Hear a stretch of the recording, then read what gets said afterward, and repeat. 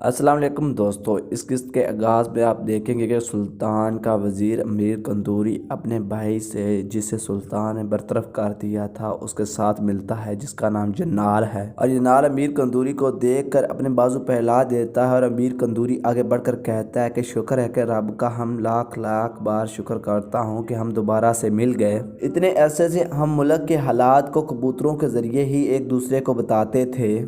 آج کے بعد آپ کا قبیلہ رائج کا محل ہے۔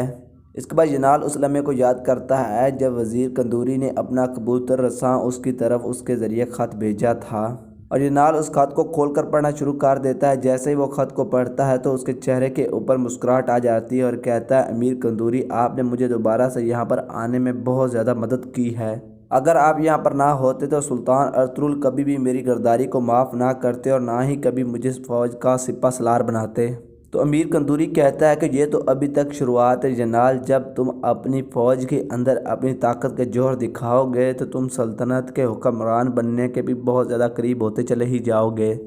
یہ سن کر جنال کہتا ہے کہ اگر ایسا ہو گیا، اگر مجھے سلطانی کی مہر مل گئی تو تمہیں وزیر اعظم کی مہر میں دوں گا۔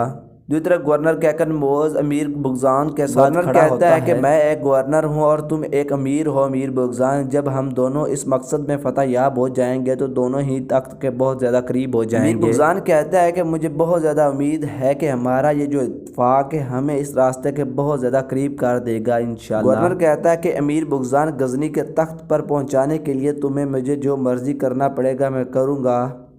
اور میں یہ بھی بہت ہی اچھی طرح سے جانتا ہوں کہ ملک سلیمان سلجوقی تخت کا وارث بننا چاہتا ہے، یہ میں اچھی طرح سے جانتا ہوں۔ ایسا سلجوقی ہونا چاہیے جو ہمارے قابو میں ہو اور ہمارا ہر کام کرے، ایسے سلجوقی تخت کے بارے میں ہمیں سوچنا چاہیے۔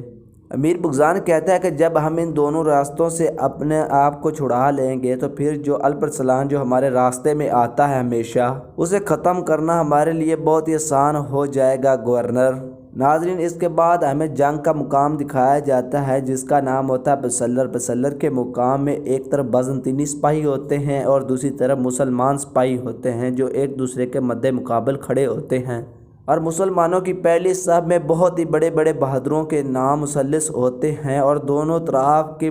فوجوں کے درمیان اپنے اپنے جھنڈے جو ہیں لہرا رہے ہوتے ہیں، اور بازنطینیوں کی پہلی صف میں ان کا قلعے دار، ان کا گورنر، ان کا جو ہے بہت ہی اچھے ساتھی جو بہت ہی ماہر جنگجو ہوتے ہیں وہ کھڑے ہوتے ہیں، اور یانیس بھی ان کے ساتھ ہی کھڑا ہوتا ہے۔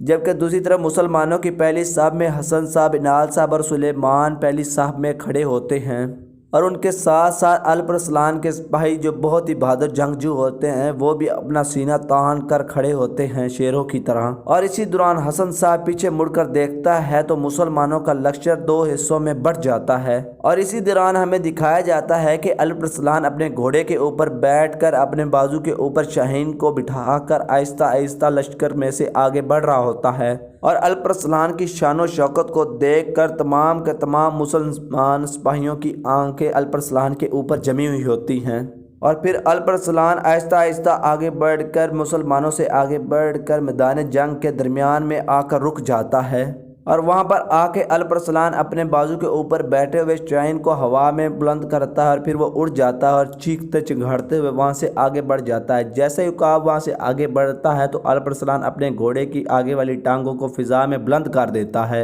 اور الپرسلان کے گھوڑے کی آواز کی وجہ سے پورا میدان جنگ گونج اٹھتا ہے، اور بازنطینی سپاہی کھڑے ہو کر یہ سارا کا سارا منظر دیکھ رہے ہوتے ہیں۔ پھر الپرسلان کہتا ہے کہ میں اغوز نسل سے اور کینی قبیلے سے مظلوموں کا مددگار اور سلطان ارطغرل کا بھتیجا اور خراسان کے حکمران